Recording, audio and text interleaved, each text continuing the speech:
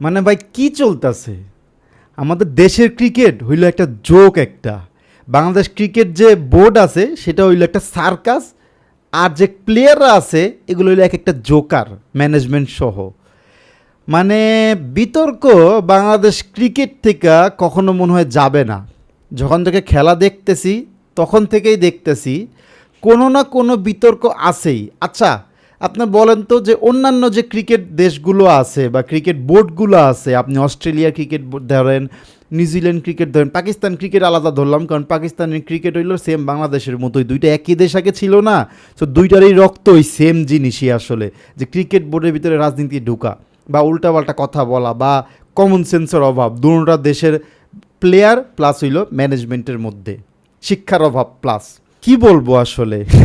খেলা বন্ধ করে দিছে, বিপিএল খেলা বন্ধ করে দিছে।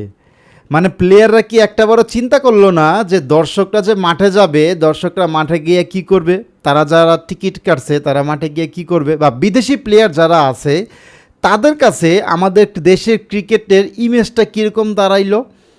যারা বিদেশি ক্রিকেটার আছে এমনিই তো ভালো মানের বিদেশি ক্রিকেটার আসে না এখন, অলরেডি যারা আসছে তারা কি নেক্সট সিজন থেকে আর এরকম যদি সিচুয়েশন হয় তাইলে গিয়ে তারা আর ইন্টারেস্ট শো করবে? এই যে এই বছর থেকে হলো আফগানিস্তান প্রিমিয়ার লিগ শুরু হইতেছে, আমার বিশ্বাস বাংলাদেশ বিপিএল যেভাবে পরিচালনা হয় তার থেকে 2 গুণ বা 3 গুণ ভালো দেখেন যে আফগানিস্তান প্রিমিয়ার লিগ ভালো করবে। সেখানে বাংলাদেশ প্রিমিয়ার লিগের যে বিদেশি প্লেয়ারগুলো আছে তার থেকে ভালো প্লেয়ারগুলো যাবে হইলো আফগানিস্তান প্রিমিয়ার লিগে। দেখেন কথা নিয়ে, হয়তো প্রথম সিজনে নাও যাইতে পারে, বাট 2-1টা সিজন যদি তারা টানা করতে পারে, ঠিক মতো যদি করতে পারে, আপনি দেখেন বাংলাদেশ থেকে ভালো প্লেয়ারগুলো আফগানিস্তানে খেলবে।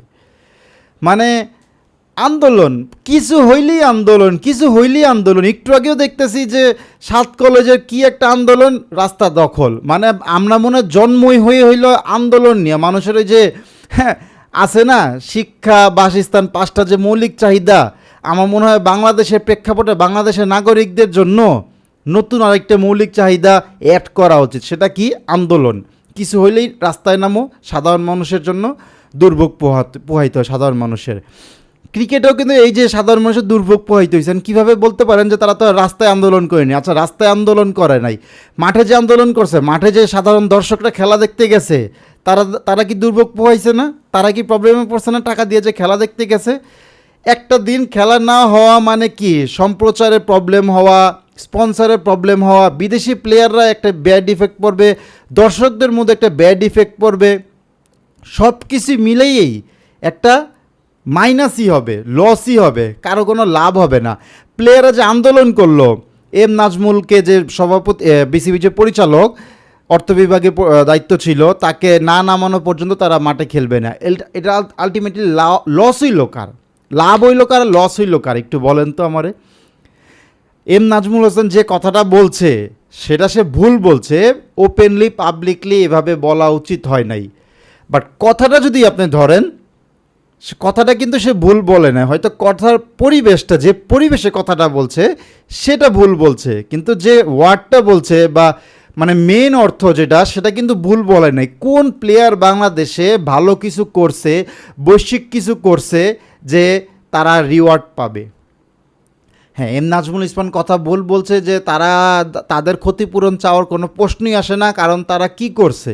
তারা তো কোনো বৈশ্বিক ট্রফি আইনা দিতে পারে নাই। সেই হিসাবে তো তাইলে যে কোনো টুর্নামেন্টে তারা খারাপ খেলছে, তারা তো আমরা বলি নাই যে তারা টাকা ফেরত নিব বা ক্ষতিপূরণ দিব, সেটা ঠিক আছে, কিন্তু এটা পাবলিক কি বলা উচিত হয় নাই? যে পরিবেশে বলছে, যে সংবাদ সম্মেলনে বা যে কারণে বলছে, সেটা পাবলিকলি বলা উচিত হয় নাই। তার ইনডোরে বা প্লেয়ারদের মধ্যে এটা নিজেদের মধ্যে রাখা উচিত ছিল। বোর্ড মিটিংয়ে এই জিনিসগুলো নিয়ে আলোচনা করা উচিত ছিল, যেহেতু সে বোর্ড পরিচালক, সে একটা দায়িত্বে আছে। এই জিনিসটা তার বলা ভুল হয়েছে। আবার প্লেয়াররা কি, প্লেয়াররা তো অতি মাতাব্বর, তাদের তো মানে এক একটা ওয়ার্ল্ড ক্লাস প্লেয়ার, এক একটা বিশ্ব রেকর্ড, এক একজন 15-20টা করে সেঞ্চুরি করে রয়েছে, এক একজনে 200-300 উইকেট পায়ে রয়েছে আন্তর্জাতিক ম্যাচে। সো তারা কি বলছে, দাবি খেলবেন, আজকে বিপিএলে খেলে নাই। তো শেষমেশ কি হইল, ওই যে দেখলাম যে এম নাজমুল ইসলামে সরাই দিছে, অর্থ বিভাগ থেকে সরাই দিছে, সেখানে এখন হইল বিসিবির যে প্রেসিডেন্ট আমিনুল ইসলাম বুলবুল, সে দায়িত্ব নিছে। তো প্লেয়াররা তো এখন খুশি। আসলে মানে মুখটা খারাপ হয়, কি খেলবো তারা, এবার আমি দেখবো তারা কি তারা ছিঁড়া ফালাইব, ঠিক আছে? বুঝে নেন এবার আপনারা। এক একটা প্লেয়ার মানে তেল মারতে মারতে, তেলবাজি করতে করতে কি লেভেলে গেছে, কি পর্যায়ে গেছে, এবার আপনারা চিন্তা করেন যে তারা নিজেদের কি বড় মনে করে যে বিপিএল থেকে তারা মাঠে নামে নাই, মাঠে যায় নাই। মানে বলার মতো না যে আমি কি বলবো।